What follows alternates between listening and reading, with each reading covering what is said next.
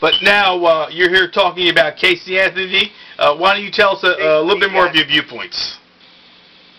Well, my viewpoint is the prosecution has to prove the case. That's why you have court cases. That's why you have laws to be interpreted. That's why you have judges. And that's why you have the jury.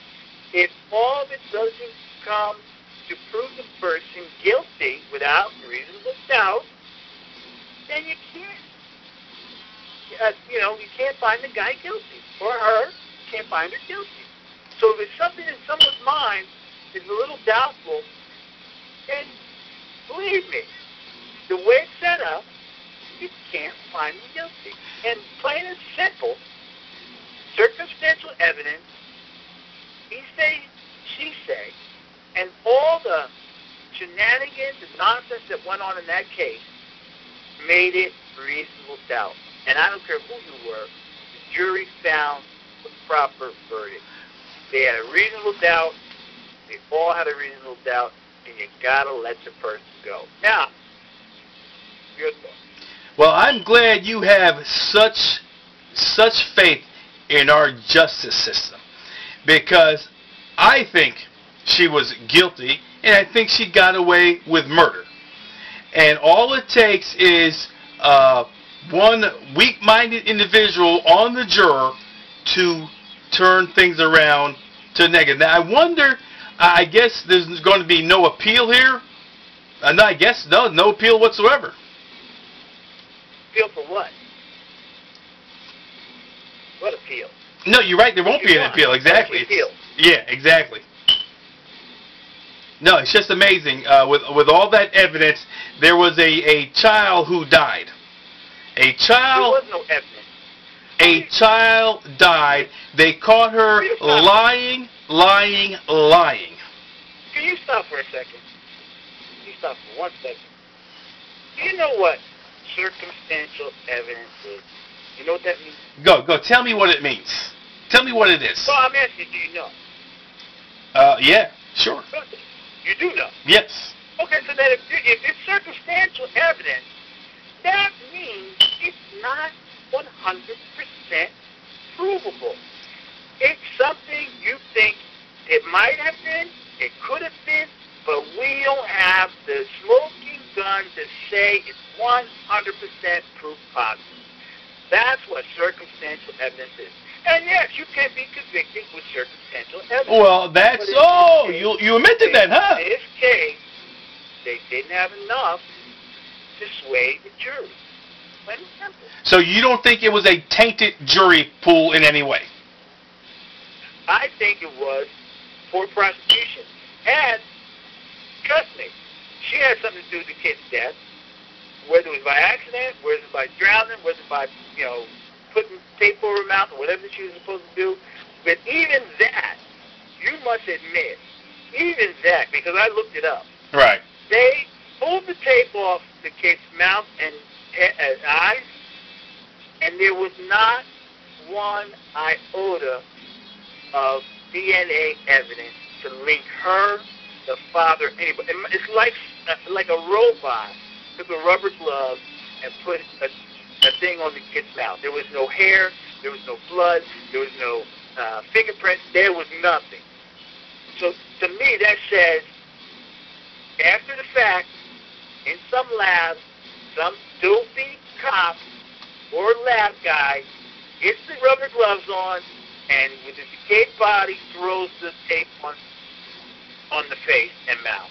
And that's why you have such a clean, because trust me, people are stupid. If they put that tape on her mouth, they didn't use rubber gloves. They used their fingers. And they got it out of their garage, and there's fibers from their garage.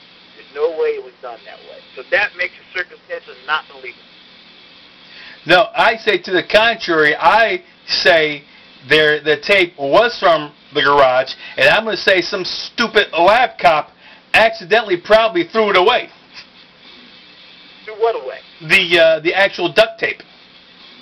No, they had it. They had the actual duct tape.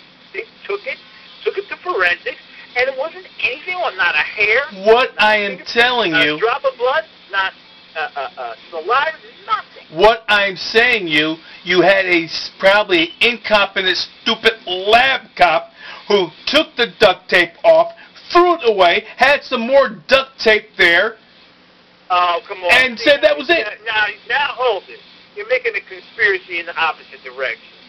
Come, give me a break. What idiot would take tape, realizing they threw away the wrong stuff, and then replace it with nonsense? A lot of That's a lot of these cops are incompetent. How many individuals do you have? And just like you said before, I'm glad you made that statement that yes, people can be convicted and found guilty with circumstantial evidence, because guess what? The jails are filled with them.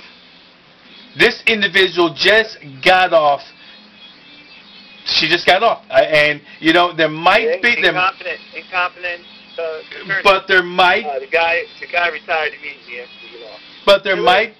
Very, very quickly. You got to remember, and you know, most police do a good job, and they're trying their best, and they're honest. But there's a lot of dirtbags out there. Right. And they're busy setting people up and doing stuff they shouldn't be doing. Believe me, it wouldn't take them 2 seconds to rip some duct tape off, put it on the kid's eyes and mouth, and thinking that would get away. They get away with it somehow. And then let's think about the old O.J. case. If it doesn't fit, you must quit. So, but I'm backtracking here. You can't throw a glove that you have no idea is going to fit or not, and then throw it into the fray and expect it to work for you. And that's what happened. But I'm backtracking here, and I'm telling you, and there might be some validity to that email we got from our listener, that she is not your typical individual that cops are going to go after. And yes, because of that, they probably didn't do everything they were supposed to do. They probably weren't aggressive enough. During the case, I've heard there were some loopholes. They let some things go. They didn't follow through. They didn't act fast. So the cops get a lot to blame, as well as the prosecution. And as I mentioned before, in regards to that email that we got, she's not your typical. She's not the typical profile of who the police go after. Well, and also you got to realize she's a pathological liar. So you can't believe her, and there might be some mental problems. So she very well may have drowned her daughter, killed her, but then if she's not of a right mental mind, she goes scot-free anyway. She spent a couple of weeks in a mental institution, and they let her out. But then again, the juror also caught her in lies, as well as the cops, and they still said she's not guilty.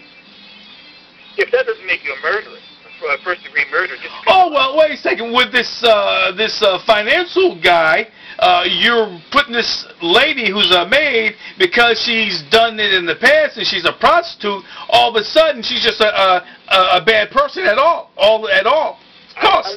No. You're talking something totally different. I never said she lied. I did say she lied, but I said she never said she was a liar, and I expected her to lie. I said she lied about it. I have no idea she's a pathological liar, but she accused somebody else of the same crime.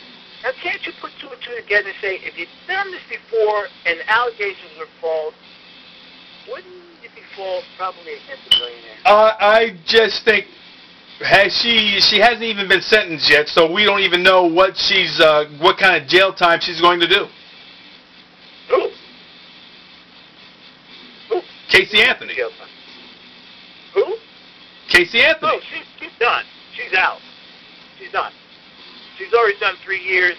They gave her line to the, I don't know how many counts, but really? The authority. See, I thought so she's totally free. She's free. She's done 3 years already, or 2.5 years already. Right. And the crime she got convicted of only holds 1 year. Wow. So she walks away scot-free. And you know what? Unfortunately,